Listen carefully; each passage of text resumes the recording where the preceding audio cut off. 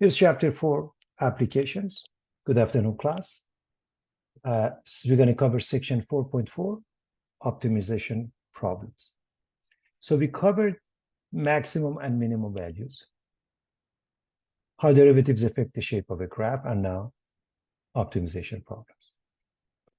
First, we have differentiation formulas, reminding you of that. Delta y versus dy. And then linearization. Please understand, you don't have to memorize this formula. Remember the point slope. That's nice and easy. Then we looked at the local extrema. As you look at the graph, peaks and valleys, local mean, local max, local mean, local max. That's why it happens in some open interval. However, what happens here, we have a local mean, local max, local mean. This one is also absolute mean. We have local max, local mean, local max. It is also an absolute max. As far as a critical point, you find f prime, you set it equal to 0, does not exist. Extreme value theorem happens when you have a continuous function in a closed interval of a to b. Meaning, if you happen to have this situation, we must have an absolute max as well as absolute mean. The methodology is find the CPs, evaluate the function at the end points a and b as well as the CPs. Absolute max is the largest value. Absolute mean is the smallest value. We also looked at this idea, the function is increasing when f prime is positive, decreasing when it's negative. Notice this looks like a line with a positive slope. This looks like a line with a negative slope. Again, a critical point is where f prime is 0, it doesn't exist. A relative max or relative mean is a critical point at the top or bottom of an interval of a graph, which is in essence the first derivative test. A function is concave up where f double prime is positive, and it's concave down where it's negative. And so here's concave up, here's concave down, and an inflection point is a point where the concavity changes, and the possible points would be where f double prime is 0 or does not exist. You do, of course, the sine graph to find that this is a point of inflection. Now, the concept of optimization. What is an optimization to begin with? Optimization, so 4.4 optimization problems. Optimization problem is the problem of finding the best solution from all feasible solutions. In other words, find a solution in the feasible region which has the minimum or maximum value of the objective function. Examples: maximizing profit, minimizing cost, minimizing area, and so forth. Here's the first derivative test for absolute extreme values. Remember, when we do the first or second derivative test, it gives us local, not absolute. So what happens to make it absolute? Suppose that c is a critical number of a continuous function f defined on an interval. If f prime is positive for all x less than c, and f prime is less than 0 for all x larger than c, then f of c is the absolute max of f. And if f prime of x is less than 0 for all x less than c, and f prime of x larger than 0 for all x larger than c, then f of c is the absolute minimum. So as long as it happens in the entire interval. So how do we find that? In short, the first derivative test for absolute extrema says if you have a local extremum, it becomes an absolute one if it's the one and only one extremum. In other words, you do the first derivative and you can prove that it's a local max or mean, but there is no other point and you're dealing with an open interval, it becomes an absolute. As far as the second derivative test, in the same manner. Second derivative test for absolute extrema on an interval, if there is exactly one critical number, let f be a continuous on interval a to b with only one critical number C in the interval. If f prime is 0 and f double prime is positive, then f of C is the absolute minimum, because if it's positive, that means concave up on the open interval of A to B. If f prime is 0 and f double prime is negative, that means concave down, then f prime is the absolute, f of C is the absolute maximum of f on the open interval of A to B. So I hope you understand. When we do the local extrema, when we find the local extrema through the first or the second derivative test, it becomes an absolute if we have an open interval and one and only one critical point. So here's an example. A farmer has 2,400 feet of fencing and wants to fence off a rectangular field that borders a straight river. He needs no fence along the river. What are the dimensions of the field that has the largest area? So we could make some up by guesstimating what the width and length should be.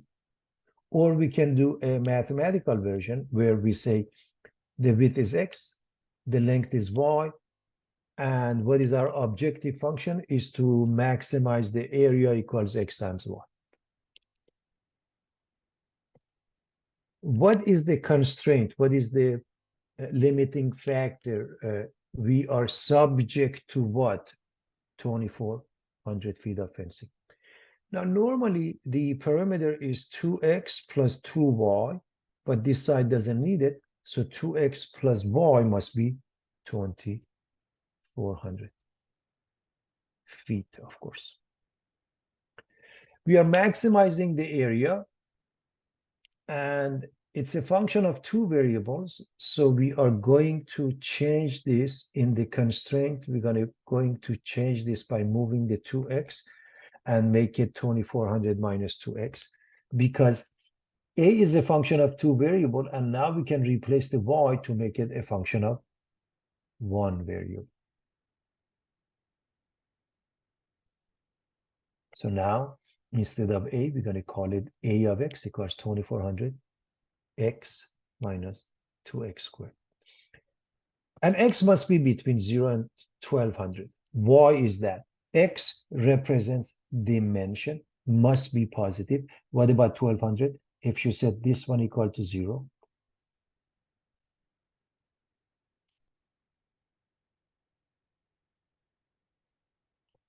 x becomes 1,200.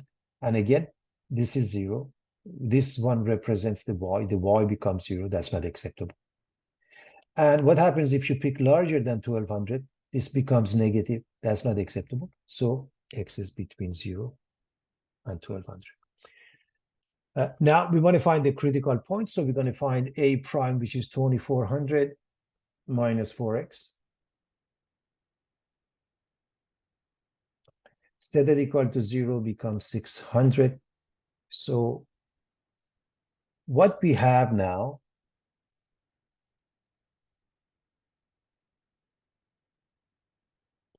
one critical point and an open interval of 0 to 1,200. So whether we do the first or second derivative test makes no difference. The result will be local. However, since we know it's an open interval with one critical point, it becomes absolute. Which one is which? Let's do the first derivative test, which means I'm going to go from negative to positive infinity, and at x equals 600, A prime is 0, and I can pick a test point to the left of 600. You can pick any number, including 0. If you put it in here, it becomes positive. Larger than 600, if you put 700, it becomes negative. So arrow up, arrow down represents the positive versus negative. So this is the location of a local max. However, as I said, because there's only one critical point and an open interval, this is the location of an absolute max. Here's the first derivative test, and we are done.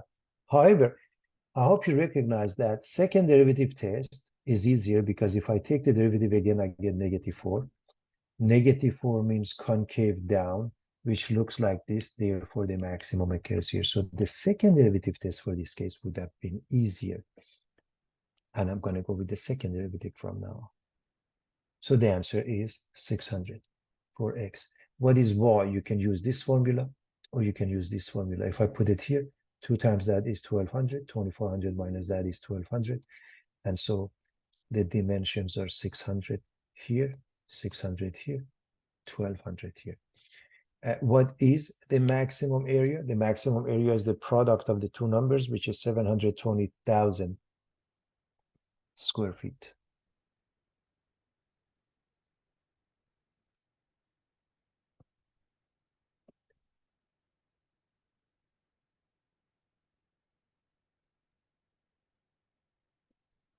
Find two numbers whose sum is 80 and whose product is a maximum. First, let's define the numbers as x and y.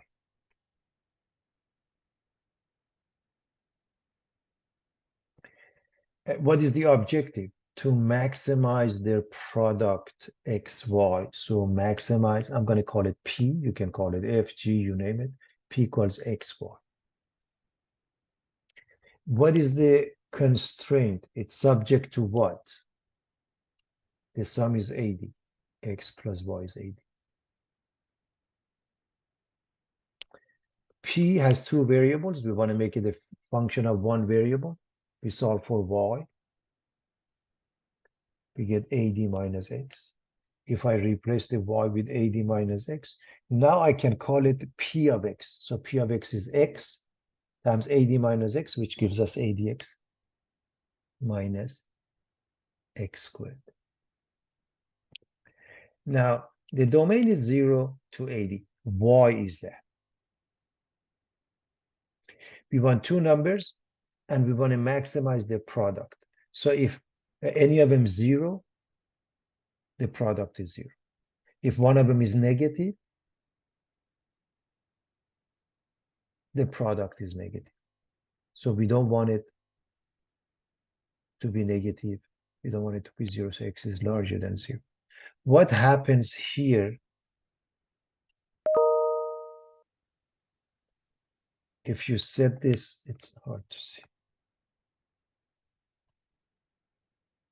If you set this equal to 0, x becomes 80.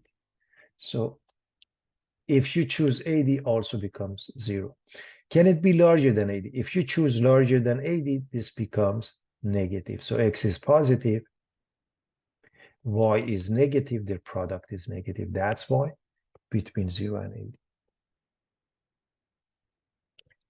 80. We want to find the critical point. P prime is 80 minus 2x. We have to set it equal to 0 to find the CP becomes 40.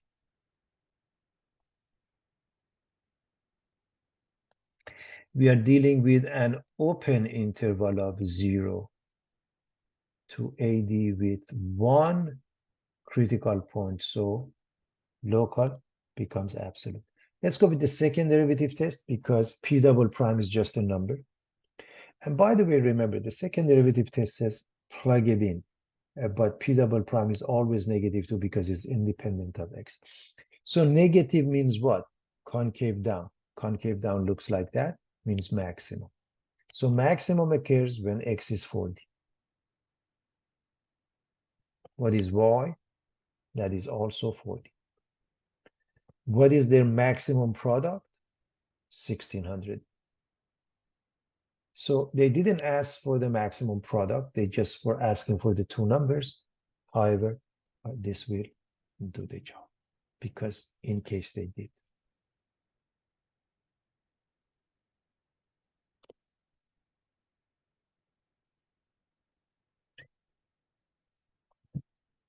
A farmer with 240 feet of fencing wants to build an E-shaped enclosure besides a creek as seen in the diagram.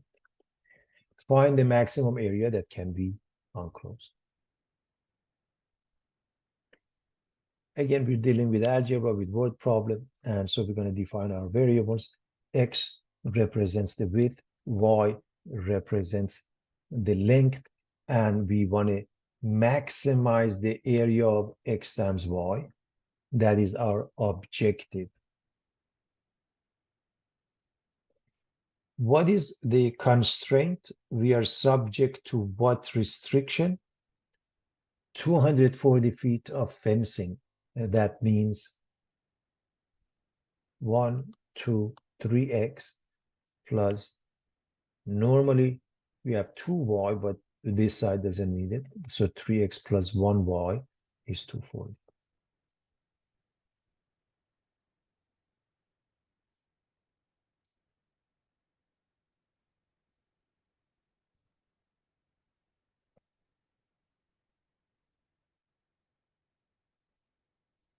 Again, this is a function of two variables. Solve for y. You get 240 minus 3x. And if we replace the y with 240 minus 3x, now we can call it a of x, which is 240x minus 3x squared. And notice x is between 0 and 80. Again, why is that? Well, x represents dimension, must be positive.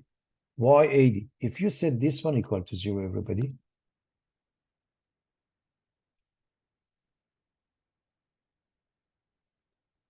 x becomes 80. So it can't be 80 because then the area becomes 0. What if you choose larger than 80? So if you choose x to be larger than 80, this becomes negative, which means y, another dimension, becomes negative. So it must be between 0 and 80. Okay. So let's differentiate. We get 240 minus 6x. Because we want CPs, we are going to set this equal to 0. X becomes 40.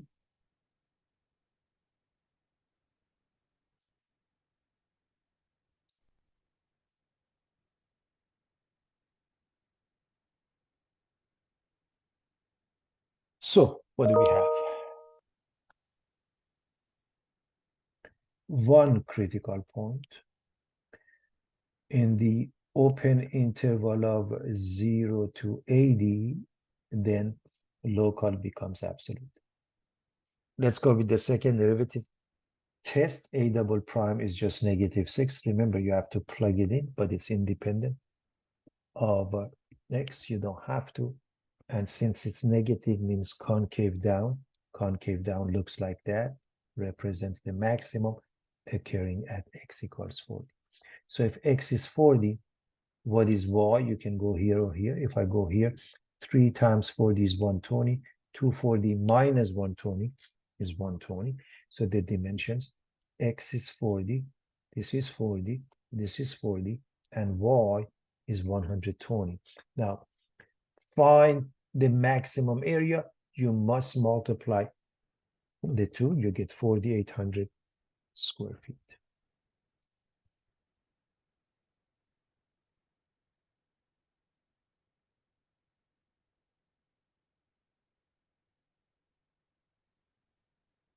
So again, it's pretty straightforward.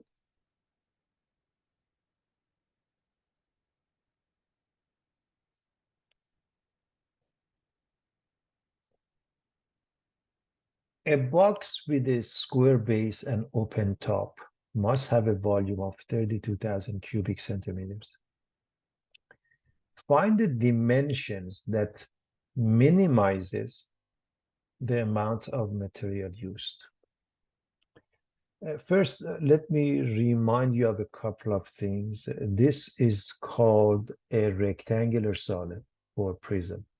The volume is the width times the length times the height. It has 6 sides. So for example, if you look at the front, the area is length times the width times the height, and the back is the same thing, so there are two of them. That's why SA, surface area, if you were to gift wrap that, how much wrapping you need, gift wrapping, surface area is 2 times the width times the length plus height times the length plus height times the width. Now, if the length, the width, and the height are identical, we call it a cube. The volume is S cubed, surface area is 6S squared. So now for this one, because it has a square base, then this may not be to scale, but if you call this side X, so is this side, and let's say this one H, the base is in the form of a square, so it's X times X. Now, we want the dimension that will minimize the amount of material used. This means we want to minimize the surface area. Normally, the surface area for this would be, if you look at the face, has the area of H times X. And I hope you recognize, because the height is H and the base is in a square form, 4 sides, they have the same area, X times H. So 4 of them, 4 times XH. Then we have the base has the area of X squared. The top has the same area. So it should be 4XH plus 2X squared. However, open top means we don't need the top. Therefore, it's only 4XH plus 1X squared. So I hope it's clear to everybody as to what's going on here.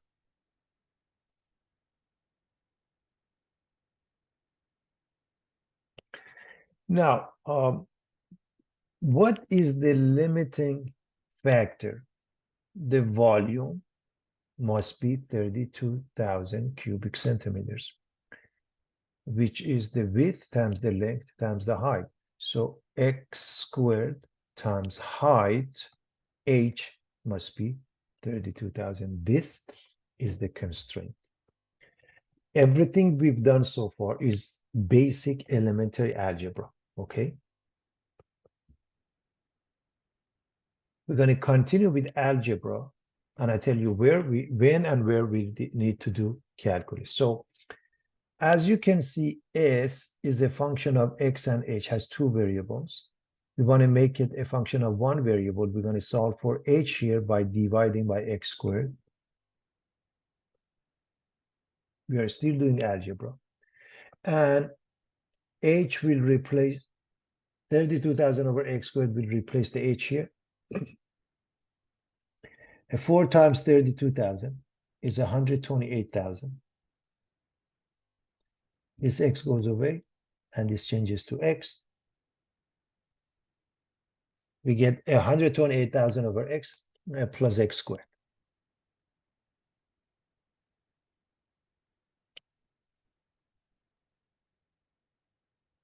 Because the next step is calculus, we want to differentiate. We're going to write this as 128,000 x to the power of -1 plus X squared. We are still doing algebra. And X must be positive because X is a dimension. Every dimension must be positive. And that's why X is larger than 0. Now the calculus starts. We are going to differentiate to find S prime of X. So what is S prime of X? Multiply these two numbers, -128,000 x to the power of -2 plus 2x.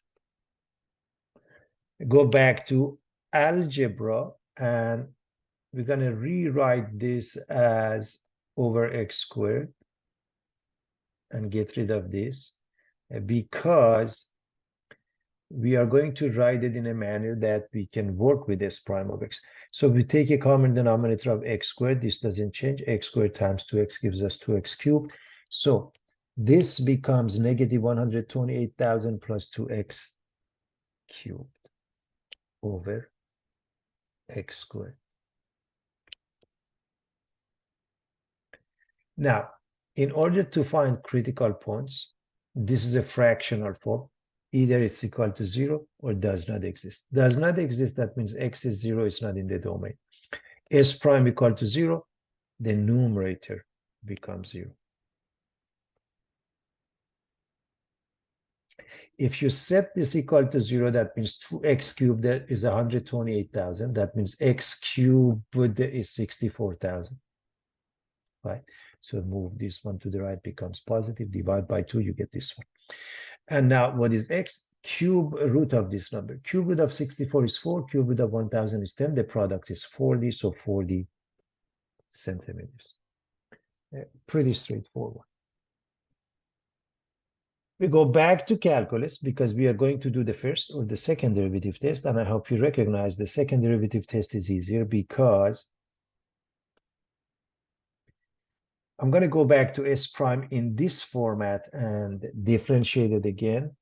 That means I need to multiply these two numbers, which I get 256,000 positive, of course, x to the power of negative 3 plus 2. And the second derivative test says plug in. You have to plug in. And please understand this is 256,000 over x cubed. So over 40 cubed. S double prime of x is this. S double prime of 40 is this. Now, even if you don't evaluate it, you should recognize this is positive because this is positive, so is this one. Remember, we just want a sign. Now, you may recognize this 40 cubed as 64,000, and if you put it here, you get 4 and 2 is 6. That I put 6 here. And it's positive. Meaning what? It's concave up. Meaning what? It's minimum. Why is that? Because concave up gives us the minimum. And also recognize the fact that we had the interval of 0 to infinity with one critical point. Therefore, local becomes absolute. Absolute minimum occurs when x is 40. Now, what is the height? You can use this one or put it here. 40 squared, 16,000. Divide 32,000 by, I'm sorry, 40 squared is 1,600. Divide by it and you get 20. So the dimensions are 40, 40, 20. They didn't ask what is the minimum amount of material, but if they did, in this formula, replace the x with 40, h with 20, we get 4 times 40 times 20 plus 40 squared is 4,800 square centimeters. Again, they didn't ask, but if they did, that would be the answer, everybody.